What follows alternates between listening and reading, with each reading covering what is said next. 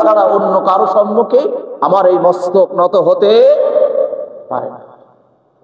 তাহলে দেখেন, এই শিরকের বিরুদ্ধে পয়গম্বরেরা তাওহীদের বাণী নিয়ে, তাওহীদের দাওয়াত নিয়ে তারা এসেছেন। পয়গম্বরদের মূল মিশনই ছিল এটা। যতগুলো পয়গম্বর দুনিয়ার বুকে এসেছেন তাদের মূল মিশনের দাওয়াত সব এক ছিল, সেটি হচ্ছে লা ইলাহা ইল্লাল্লাহ। এই জায়গায় সবাই এক ছিল। এরপরে মুসা কালিমুল্লাহ, ঈসা রুহুল্লাহ, মুহাম্মাদুর রাসূলুল্লাহ। কিন্তু সবার দাওয়াতের মিশন ছিল আগে এক আল্লাহর তাওহীদ, এক আল্লাহর সার্বভৌমত্ব জমিনে প্রতিষ্ঠা করা। কারণ এই জমিন কার? সকলে বলুন, এই জমিন কার? আল্লাহ। তাহলে যে জমিন আল্লাহ দিয়েছেন সেই জমিনে এক আল্লাহর সার্বভৌমত্ব ছাড়া অন্য কারো সার্বভৌমত্ব চলতে পারে না। এটাই হচ্ছে ঈমানের মূল স্পিরিট।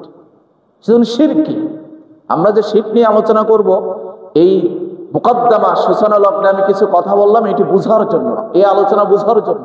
তাহলে সমস্ত পয়গম্বর এসেছে এই শিরকের কুসংস্কারকে মূলোৎপাটন করে তাওহীদের বাণীকে প্রতিষ্ঠিত করার জন্য। সকল পয়গম্বরের মূল মিশন ছিল এটি। আপনার আমার নবীজি যখন এসেছেন তখন আমি বলেছি, তখন কাবা শরীফের মধ্যে 360টি মূর্তি ছিল। আল্লাহর হাবিব তাওহীদের বাণী নিয়ে সেই 360টি মূর্তির বিলুপ্তি হয়েছে। সেখান থেকেও ধ্বনি উঠেছে লা ইলাহা ইল্লাল্লাহু মুহাম্মাদুর রাসূলুল্লাহ। সকল পয়গম্বরের মূল মিশন এটি। কেননা পয়গম্বরদের বিয়োগের ফলে, পয়গম্বররা যখন এই তাওহীদের উপরে রেখে তাদের উম্মতদেরকে রেখে চলে যায়, তখন পরবর্তী উম্মতেরা তারা সেই তাওহীদের বাণী বলে শয়তানের ওয়াসওয়াসায় সেই আল্লাহর সাথে আবার শিরকে লিপ্ত হয়। কেননা শয়তান তো সেই শুরু থেকেই প্রতিজ্ঞাবদ্ধ, আপনাকে আমাকে যেভাবে হোক আল্লাহ ছাড়া অন্য কারো ইবাদত করাবে। শয়তান যখন আল্লাহ রাব্বুল আলামিনের দরবার থেকে সে যখন বিতাড়িত হয়েছে, সে তখন কসম করেছে যে বনি আদম যখন কোনো সৎ কাজ করবে, ভালো কাজ করবে, আমি সেখানে ওত পেতে বসে থাকবো যেন সে ভালো কাজ না করতে পারে। সে সেজদা দেয় নাই, সেজন্য সে চাইবে সে আল্লাহ ব্যতিরেকে অন্যকে সেজদা করুক বনি আদম। সে চাইবে, সে ওয়াসওয়াসা দেবে। এই শয়তানের ওয়াসওয়াসায় পড়ে যখন পয়গম্বররা দুনিয়া থেকে বিদায় নিয়েছে, তাদের পরবর্তী প্রজন্ম দেখা যায় সেই পয়গম্বরদের দাওয়াত ভুলে যে তারা আবার শিরকিয়াতের পথে পা বাড়িয়েছে। এটি ইতিহাসের পরম্পরা এটাই বলছে। সম্মানিত মুসল্লিয়ান, শিরক কি জিনিস? শিরক হচ্ছে অংশীদার করা, সমকক্ষ সাব্যস্ত করা। কার সাথে সমকক্ষ সাব্যস্ত করা? আগে জানতে হবে আপনি আর আমার সৃষ্টিকর্তাকে আল্লাহ। আল্লাহকে, আল্লাহ রাব্বুল আলামিন হচ্ছেন তিনি লা মাসীলা লাহু ওয়া লা শাবীহা লাহু, লাইসা কামিসলিহি শাই, যার অনুরূপ কোনো সৃষ্টি হয় না, যার অনুরূপ কোনো সৃষ্টি, যার সাথে কোনো সৃষ্টির তুলনাই চলে না, তিনি কে? আল্লাহ। যার সাথে কোনো সৃষ্টির তুলনা চলে না তিনিই হচ্ছেন আল্লাহ। আমরা যখন পড়ি কুল হুয়াল্লাহু আহাদ, হে নবী আপনি বলুন, কাফেররা জিজ্ঞাসা করেছে আল্লাহর হাবিবের কাছে, তারা মনে করেছিল, তাদের দাবি ছিল এটি যে আমরা যেমন আল্লাহও মনে হয় এরকম, আল্লাহরও বংশ পরিচয় আছে, নাউযুবিল্লাহ। তারা মানুষের সাথে কিয়াস করেছে আল্লাহ সুবহানাহু ওয়া তাআলা। তখন আল্লাহ রাব্বুল আলামিন তার নিজের পরিচয় এই সূরা ইখলাসের মধ্যে দিয়ে দিয়েছে কি কুল হুয়াল্লাহু আহাদ, এই নবী আপনি বলুন আল্লাহ এক এবং একক, আল্লাহুস সামাদ, তিনি অমুখাপেক্ষী, তার কোনো কিছুর প্রয়োজন হয় না, যার কোনো কিছুর প্রয়োজন হয় না তিনিই হচ্ছেন আল্লাহ সুবহানাহু ওয়া তাআলা। সুবহানাল্লাহ, আল্লাহুস সামাদ।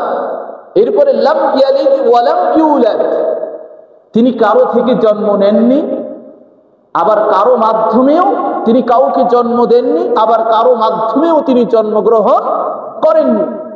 ওয়ালাম ইয়াকুল লাহু কুফুয়ান আহাদ, আর এই আসমান জমিনের মধ্যে আল্লাহ রাব্বুল আলামিনের সমকক্ষ কেউ নেই, তিনি কে? আল্লাহ। এই পরিচয় কে দিচ্ছে? আল্লাহ সুবহানাহু ওয়া তাআলা নিজেই নিজের পরিচয় দিয়েছে। এটি কি আমার বানানো কথা? আমরা সূরা ইখলাস পড়ি কিনা বলেন?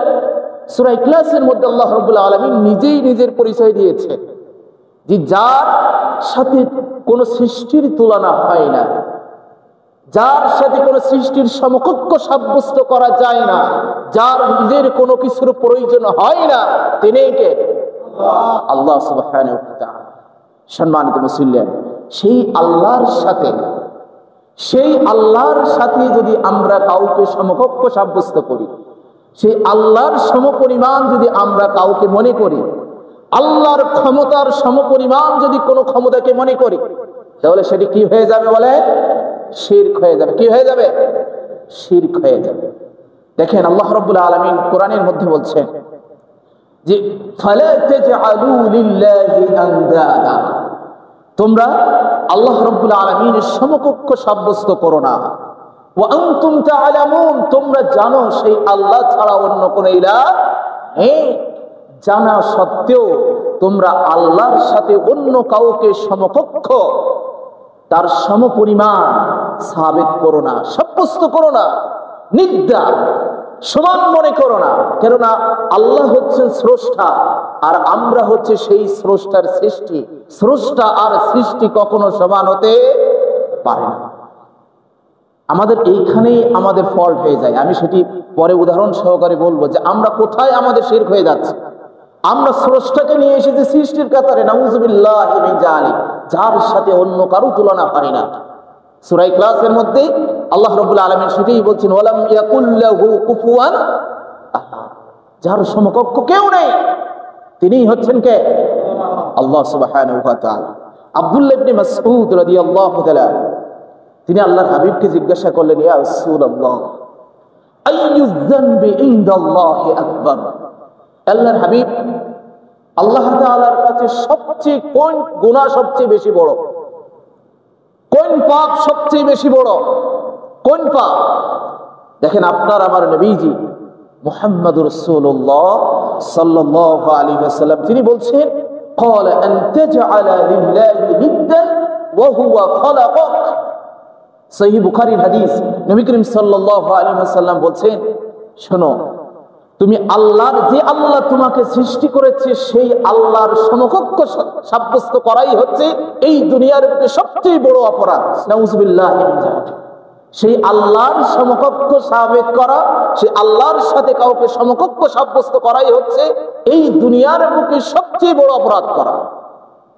যে আল্লাহ তোমাকে সৃষ্টি করেছে সেই আল্লাহর সাথে কাউকে সমকক্ষ মনে করা, সেই আল্লাহর শক্তির সমপরিমাণ মনে করা, সমান মনে করা, এটাই হচ্ছে সবচেয়ে বড় পাপ, এটাই হচ্ছে সবচেয়ে বড় শিরক।